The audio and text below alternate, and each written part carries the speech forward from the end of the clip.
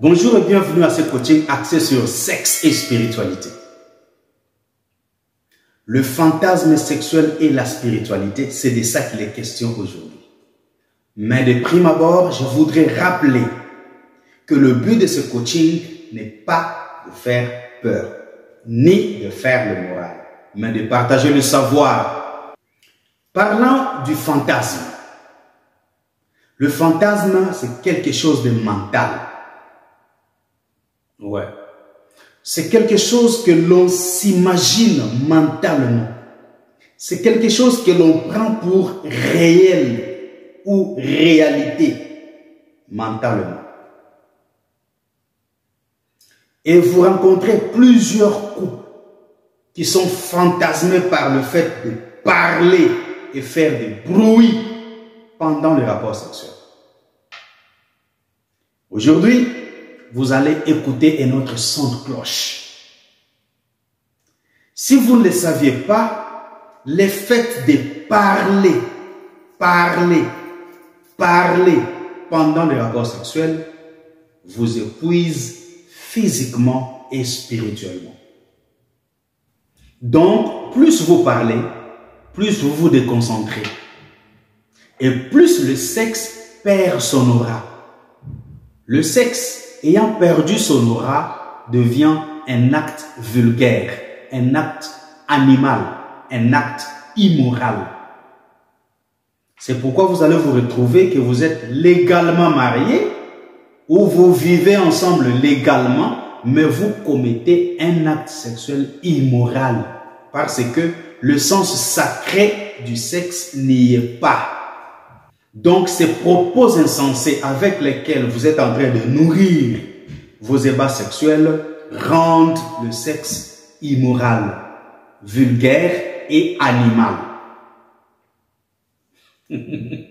Parce qu'il a perdu son aura.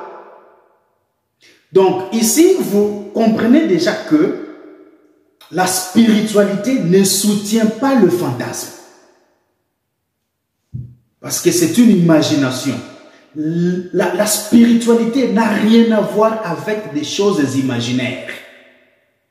La spiritualité traite avec le concret, avec du concret. La spiritualité est objective et non subjective, mais le fantasme est subjectif.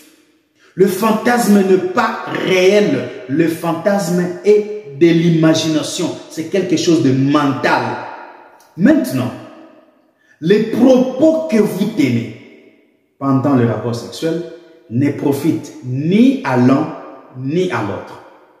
Et pendant ce temps, si votre couple n'est pas blindé spirituellement, si votre couple n'est pas protégé spirituellement, si vous n'avez pas des garde-fous spirituels, des génies du diabolo, qui viennent entourer des acteurs du sexe, ils seront capables de prendre ces propos et les utiliser contre vous.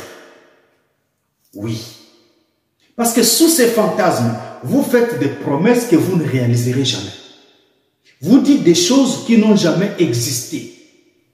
Donc la preuve que cela ne profite ni à l'un ni à l'autre, vous-même qui avez tenu ces propos-là, vous ne pouvez plus vous en souvenir. Ah, nous y sommes. Vous ne pouvez même plus vous en souvenir. Pourquoi? Parce que ces propos ont déjà été récupérés par les génies du diabolo. C'est déjà mis en utilisation contre vous. Vous ne pouvez même plus vous en souvenir. Il y a certaines personnes qui, pendant le fantasme, se passent pour des animaux. Ils incarnent l'esprit d'un animal pendant le fantasme. Ils incarnent un esprit maléfique, une puissance maléfique. Il y a d'autres qui s'incarnent des serpents avec le Kundalini. Et alors, les génies prennent ça et ils utilisent ça contre vous. Parce que vous vous êtes identifié à un léopard pendant les rapports sexuels. Les génies prennent ça. Ils utilisent ça contre vous. Et vous serez là en train de vouloir vous affranchir d'une certaine vie et vous ne saurez toujours pas le faire. Plus vous le ferez, plus vous allez vous empirer dans la situation. C'est ça un léopard. Un léopard a des taches. Et toutes les fois qu'il lèche ces taches-là, pensant s'en débarrasser, plus les taches deviennent plus brillantes. Donc vous vous êtes incarné de l'esprit de léopard pour fantasmer votre partenaire. Les génies prennent ça, ils le travaillent contre vous et ils projettent en vous l'esprit de léopard.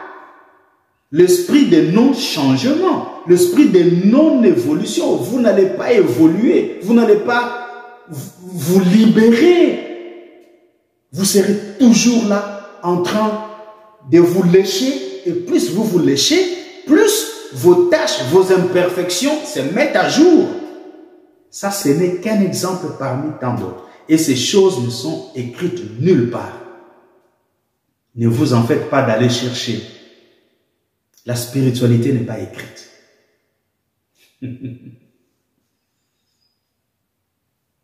Et si vous ne le savez pas, pendant que vous êtes en train de faire le sexe et que vous êtes en train de parler, vous êtes en train d'exposer vos intentions. Vous êtes en train d'exposer vos plans. Vous êtes en train d'exposer vos sentiments les plus profonds. Et vous ne savez pas qui s'en sert. Je ne sais pas si vous vous êtes déjà posé la question pourquoi le sexe est appelé relation intime. Pourquoi? La réponse, je vous la donne. C'est parce que le sexe est censé se faire dans une intimité totale. Dans le silence le plus absolu. Parce que c'est dans le silence que la communication s'est faite. La communication spirituelle. C'est dans le silence que le transfert d'énergie s'est fait. C'est dans le silence que la transformation d'énergie s'est faite. Donc, si vous voulez parler, parlez des choses constructives avant et après le sexe.